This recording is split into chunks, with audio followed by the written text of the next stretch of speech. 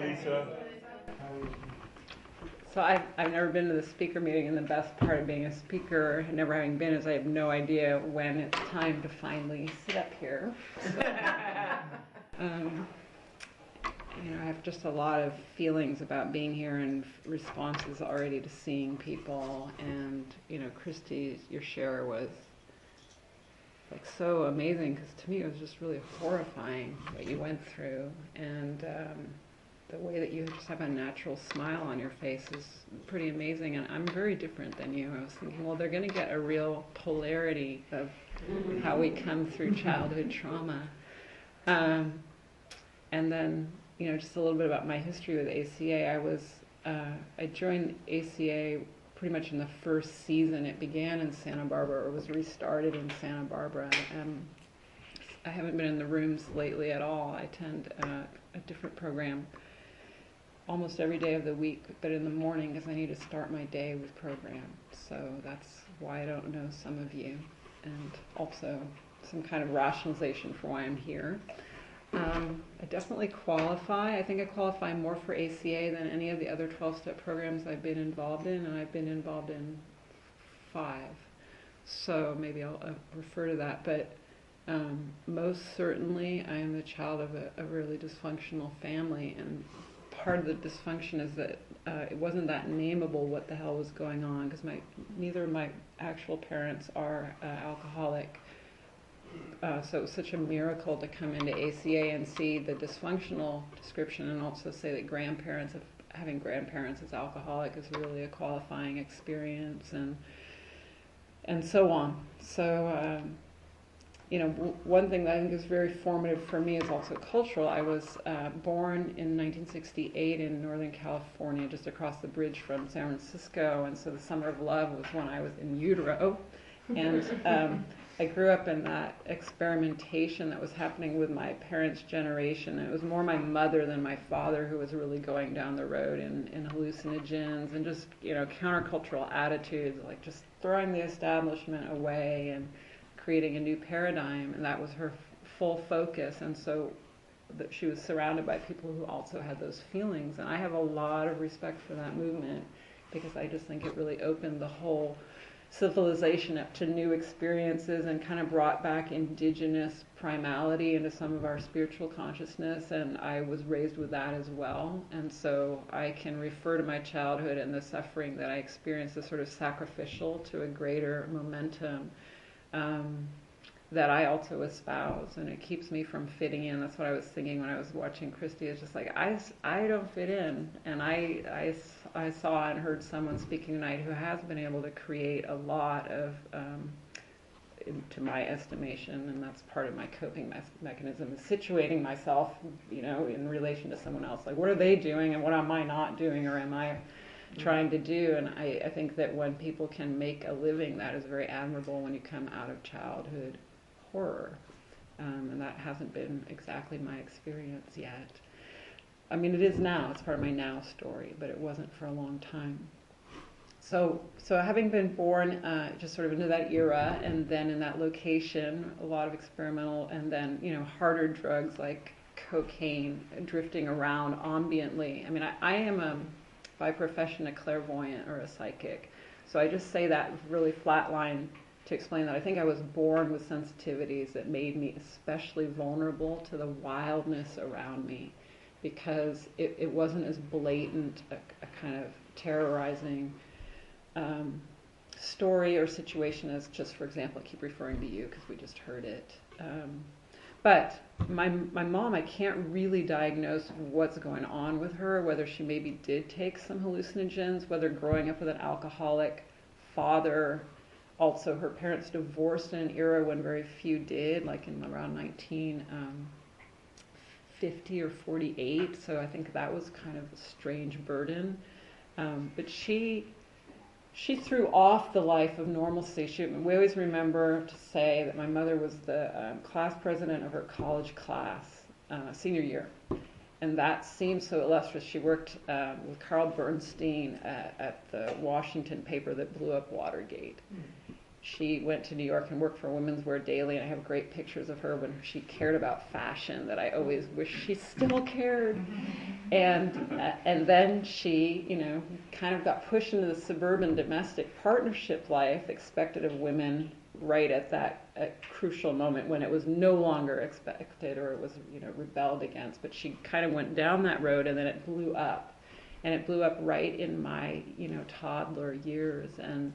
And she then, she got the house in the divorce of my parents, but like she didn't buy it. She sold it and didn't buy another one. And so it was like all this security built up in a very, kind of the white picket fence way, and then suddenly just this free-for-all. And that was my upbringing with her as a single mom. I'm an only child, and that's been really something that was distinct, because I didn't have like a peer to say, oh my God, can you believe what's going on? Or, you're my reference, this is going on, right? To chat about it like kids would. So I just internalized a lot of experience watchfully that became, part of my story, like an emotional burden, just absorbing incidents without really ever talking about them to people. And I would also say that I became really attuned to adults because I was surrounded by them, and I became probably pretty verbally, I have a good speaking vocabulary because I was listening to a lot of adults young, and I have a lot of emotional sensibility that seems mature, and I sort of lost childhood in that mix. That's dramatic, but we don't have hours here. There's another piece to my story, but I like to tell it chronologically, so I didn't really feel anything except terror, I keep using that word tonight. So traumatized by the divorce of my parents when I was 5, and then just living alone with my mom, who was poor, and the big fight between my parents. My father was a corporate attorney in San Francisco and not at all poor, and my mother was barely paying rent, so they would fight all the time about child support. And, this is just what I internalized, was that they were not fighting about me or seeing me or having me, but just how much it cost to have me. So that became this huge influence in my sense of injustice, that I was born in this family where no one cared about me. And actually, I think I almost have to jump forward, because it just doesn't make any sense to me anymore to not mention that when I was 37 years old, I had a physical and kind of visual memory of being molested by my father's father.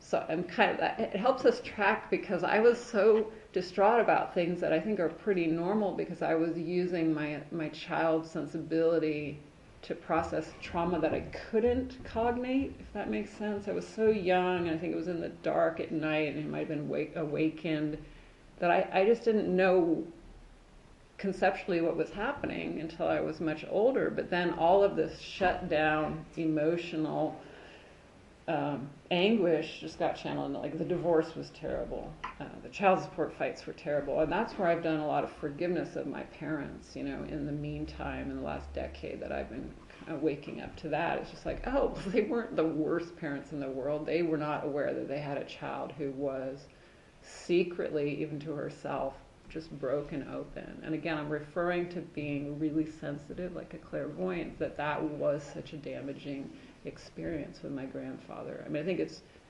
horrifying. Many of us are survivors of sexual abuse, but it's hard to cognate. Like, why was that such a big deal? Well, it was for me. So the next paradigm that's really a part of my story is that I was never safe in social situations. Tonight I'm regressed. It's still not that safe for me. Maybe I'm being more honest about it, but going to school was really traumatizing for me. I loved going to school because I didn't want to be around my mother, or she wasn't around anyway, so it gave me a function and a place to achieve, and teachers were very parental and loving to me, and I always think about them as angels, but I was uncomfortable and incapable of being around people. And I was also, with our earlier speaker, was the identification of being a people pleaser is really common in Al-Anon and ACA. I don't know if it's prevalent, but I hear that a lot. And I don't have that problem. I might have it in a subversive way, but people may have heard me share this in meetings here. It's like, I'm into displeasing people. That's my coping mechanism. It's extremely antisocial to the extent that I believe I'm on the sociopath spectrum, which just means out of survival, I lack empathy, and I act really reptilian. When the going gets tough, I'm all about, I don't want to get fucked with, and if you even show me that you're going to offend me or affect me in some way, I'm already ready to go. It's all wound up and ready to fire, and I've been, verbally, physically, emotionally violent to others throughout my life, and really bright, so I didn't get busted in school the way that some of the tyrants did. I got squeaked through on those aptitudes, and that's part, again, my story is confusing even to me. My mom, I moved away from my mother onto, is it like a fire alarm? We all have to run upstairs. Some things you do for coffee. Okay. I'm going to see what I can do. I don't want to go back up there with all those costume people. When I chose to leave my mom's, I'm not really describing all the things that happened that I didn't like. She wasn't home very much. She was doing the revolution, and I was alone a lot, and I didn't know how to feel safe that way, so I wanted to go live with my dad, who was more normal and had a housekeeper and stuff. And I did that for 2 years when I was very young, and then again in high school I just was done. And the reason that's interesting to me is that when she didn't get child support anymore, she no longer could pay rent, and my mom has been homeless many of the years since, and we're talking about 37 years now. And she's homeless in another confusing way where she's pretty functional. She lives in her car, her house sits, her dog sits, but I mean, that's the right word, it's the right description. She is right now as well, so part of when I get to the end, I might talk about that. So that kind of, I think the only thing I would say just about my dad is, I think where I learned a lot of my coping mechanisms of being really guarded with people. So I went from being really broken open by my mom's weirdness. I just can't describe her. I'm writing a book right now about it, and maybe by the end I'll be able to say she's a narcissist, I think. And when she recently visited me, I felt like I wanted to get really close to the wall to try to have any space that was my own. And so I sometimes think of her as like an energy vampire, where I just get exhausted when I'm around her. And so I don't know what she has or what she did, but there's a way that like I said, I clung to my dad's coping mechanisms to deal with her, and he really reviled her and thought she was just I think an embarrassment that he had a relationship with this woman who's now like homeless and not attractive and all these things. And so I adopted all those perspectives against her. And then I hope it's obvious that those became how I also view myself. The things that also started to happen for me really young is addiction, and I have a severe sugar addiction history that started when I was coming home from kindergarten and going down into where we kept extra food and just binge eating as a 5-year-old.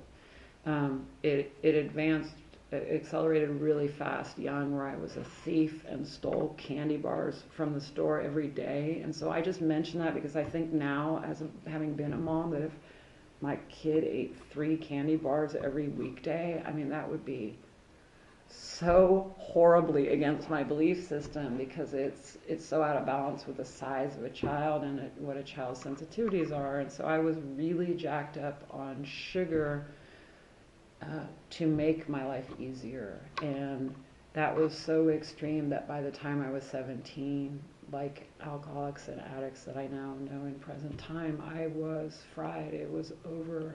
There was no normalcy left in my life. I was bulimic. My life was all about the next, not like, candy bar, but like the next time I could suffocate my feelings with food.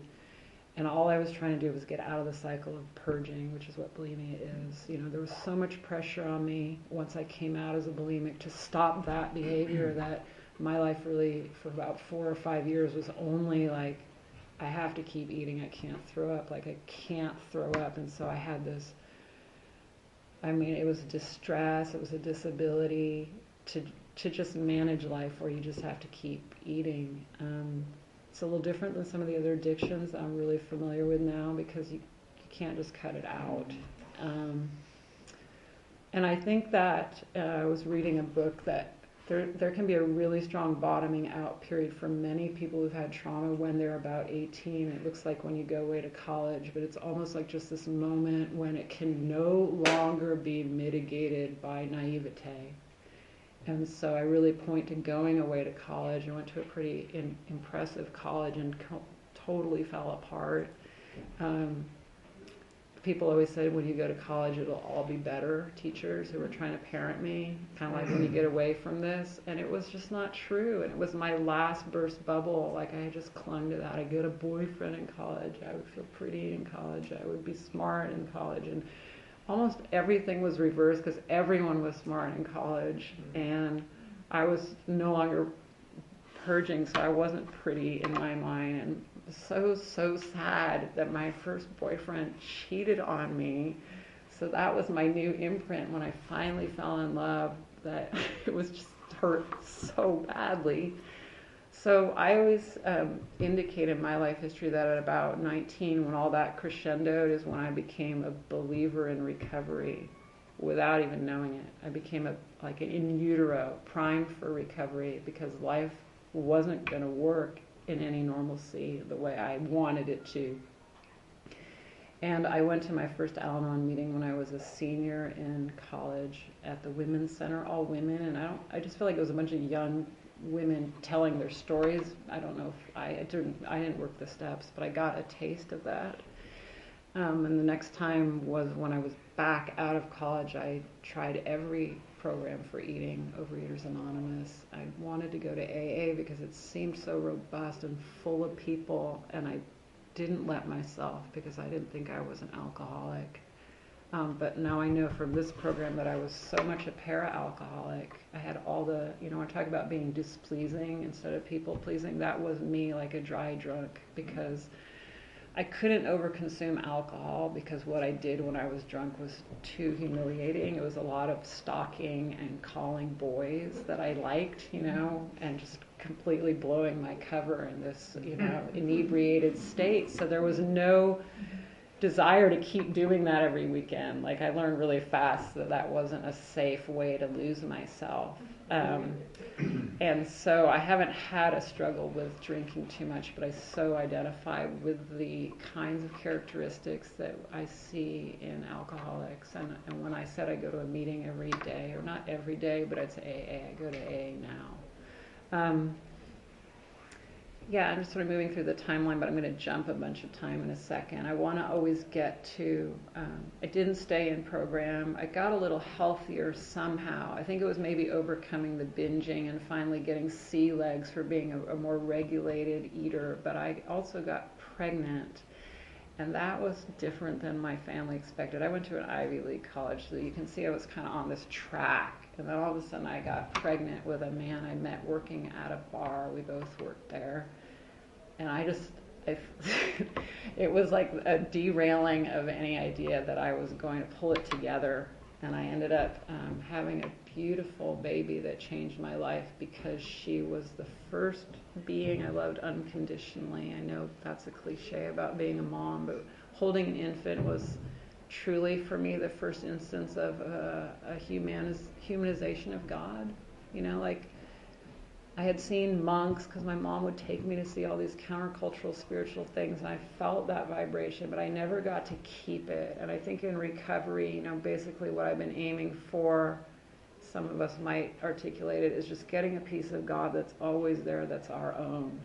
So I think about that imprint of holding my infant daughter and feeling preciousness and purity that was mine. Now, you learn when they're a toddler, they're not yours. And that was like, they start going, no. And honestly, that was really rough. It was rough. I wasn't ready. And I say that because I became the parent that we read about in the Red Book. A big part of my reckoning in going through ACA from the start was like, I have fucked up my kids. And that's the bulk of my program, honestly. It's what keeps me working a program, is that I have to undo it, because I think there's a projection there that I'm basically healing myself from my childhood by projecting onto my kids that they had this horrible upbringing with me. I think they had about half as much horror, and I owe them everything I can to, not really, it's atonement, but it's sort of like making sure these next 40 years we might share where I'm involved in their lives, I've got a way better perspective on how to be fair and kind to them. But it's what motivates me, because I don't love myself enough to do this for myself yet. I'm learning. But that's what when I was listening to the first speaker and hearing our first readings, I'm like, I'm just going to get up there and be honest that I'm a work in progress, because I've had real highs in recovery. But I'm going through a time right now where there's a lot of challenge, and in AA they say life on life's terms, and I'm not handling it magnificently. So I'll talk about that at the very end. It's fun. So I raised my kids, and I raised them, interestingly, with that countercultural picture that my mom gave me woven in. And then the jump start, is that I had a bunch of relationships, not too many, but enough completely crazy relationships with men who are alcoholic or addicts. My only experience in relationship is with men who are active alcoholics or addicts, and to this day.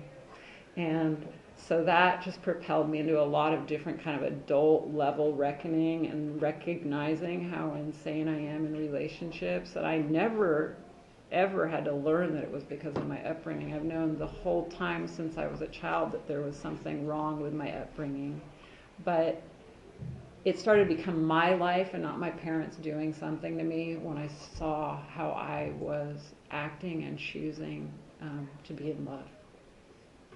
I've been in SLAA, and that's a really valuable program for me, because from a young age I was fixated on boys making it all better. It's one of the programs that I've gone into and done the steps and then just kind of moved on, and I recommend, if anyone is ever drawn to trying programs, to give yourself that permission, like we heard Christy say, where you might just be there for a while, but it fills out this picture, because being an ACA and ACA is to me, there's always a stone to turn over about how I've used people, places, and things to kind of fill this giant hole where I didn't know to put God or have God fill.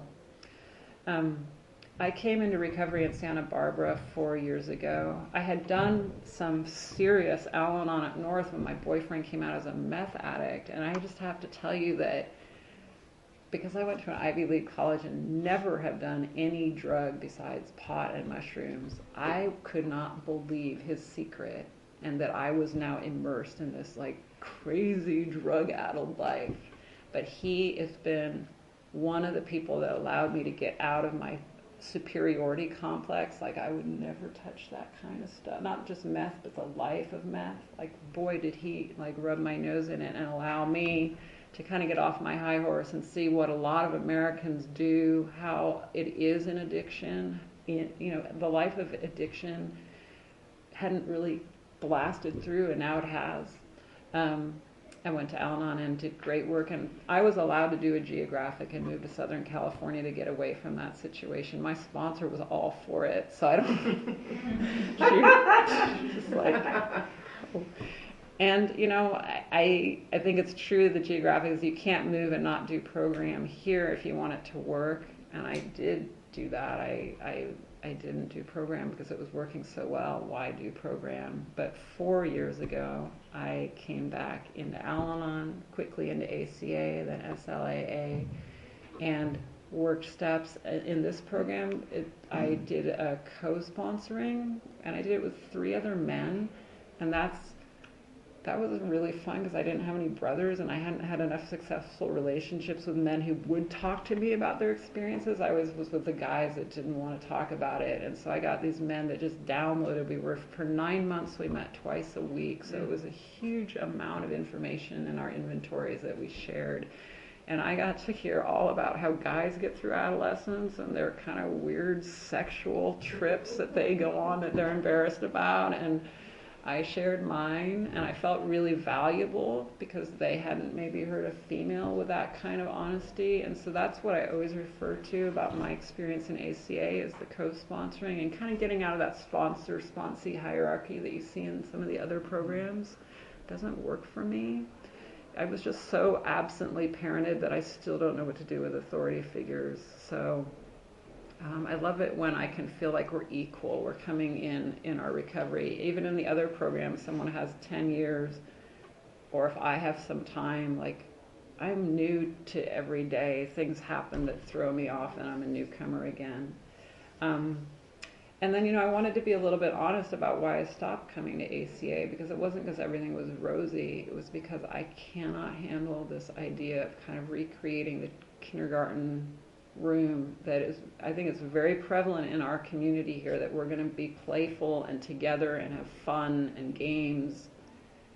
It just doesn't resonate with me. I tried it and I thought there was a lot of joy, and I'm so admirable, it's admirable to me that people can do that. Like, I'm not saying I don't think you should do it. I just had to be honest that I don't operate that way either, because I was an only child, or in Northern California, or I'm an artist, writer, an isolator, whatever. I just didn't want to be, I didn't want to feel like I was always failing at being social, and that's how I felt in ACA. So I knew better than to stop going to program, and that's when I started going to AA in the morning. And what I get over there, just to say something about that for me, is a bunch of people have done a bunch of shitty things.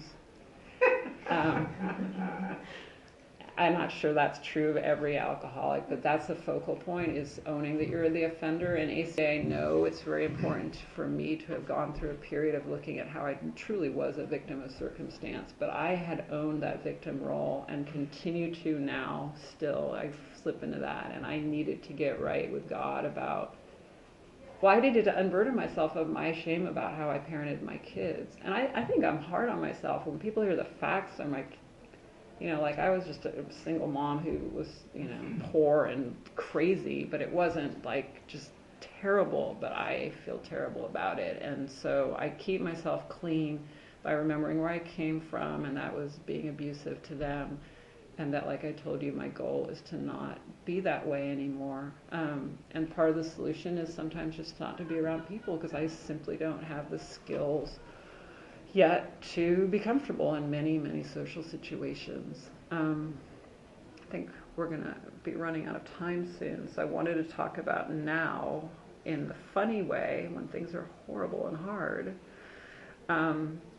I fell in love with someone in the other program who had a relapse and is going to prison now and is in county jail, and I find that really hard to integrate, because it's when you see the other ACAs, you see people who are alcoholic or addicted, and I do, but I know that they're just totally stuffing childhood hardship, and the language of our program here isn't dispersed enough necessarily for other people to grab on. I see a lot of people who relapse from addiction and alcoholism as basically not being able to stay sober or clean because it's too painful, because of the Red Book's incredible description of what we go through. And when I sponsor people in AA, I use the Red Book to go through the steps, because I don't know another way. I just feel like you got to get at the depth of it if you really want a chance to live differently. So like I said, I identify most strongly with being an ACA, and the material has made the biggest difference for me to start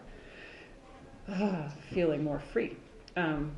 So I have, someone I really care about who's taking a big fall, and I don't even want to separate from those feelings. That's part of my recovery, is to please people more, just be more empathic and caring and compassionate. So I'm having a good run there. A few of you know that I have 2 huskies, Siberian huskies, who have been kind of my recovery dogs. And about 2 weeks ago, I was hiking them because the tide was high, so we couldn't be at the beach in the morning, and they took off, which they don't do that much anymore. And the next call I got after looking for them for a long time was from animal control, saying that my older husky had attacked a llama, and she's been incarcerated as a dog ever since. And, you know, there is so much suppressed rage and resentment and kind of like the compassion that turns to protection of her because of what it must feel like for her to be in dog jail. And then there is me, who's got 2 people I love, you know, parceled out and under restriction. So I'm looking at that expression again, life on life's terms. How do I stay sane and, as we might say, sober? I'm doing all right. I'm doing all right at that. And that's what I meant. You know, I don't have right now this soaring sense of like, man, when you get through the steps, life is just one cake ride. What I've learned is because of my upbringing, I go towards self-defeating responses to situations. You know, I may not have articulated enough, but I have all that. Shame spirals, PTSD, massive PTSD, which to me is just paralyzing shame and shaking physically from I've done something wrong and I can't go on, I should kill myself. Those are really strong tape loops that I face. But I'm getting better because, you know, I've had a few breakdowns. I've been really rude to animal control, like, really rude. I think they all need a program, and I mean, I really do. I don't say that from like a histrionic place. I just think that explains it. They need a program, and I'm just there. But, you know, I haven't worked my program effectively in the sense that I've been enraged, I've been crazy sounding, and that's been hard to see again. Was that the full 30? See, that's nuts with me. It's just like went by. But I want to just really emphasize when I talk about my best recovery in here, besides care for my own children, my mom is homeless, and I love her. I don't think she's like a teddy bear that I just want to get up all close to and snuggle with at all. But I respect her plight, and I respond to it so differently because not only have I had my falls that simulate hers, but I learned in this program somehow to forgive her. And there was a lot to forgive. And now she's like my kid sister. I mean, she's never really been a mom, but she's somebody that I'm willing to have tag along with me. And I know that it makes a huge difference in her life to not have everything be kind of this opaque failure and a daughter thinking that she's disgusting, which I did for years. And so, you know, I say a prayer and praises for anything that would alleviate some of her suffering. As we heard in the first share, it's so obvious why our parents are mean. So obvious why I was mean to my kids. It's just that generational illness. So I want to affirm all of us who are in here trying to make a difference for either our children or our neighbors or our parents. And thank you, everybody. Thank you.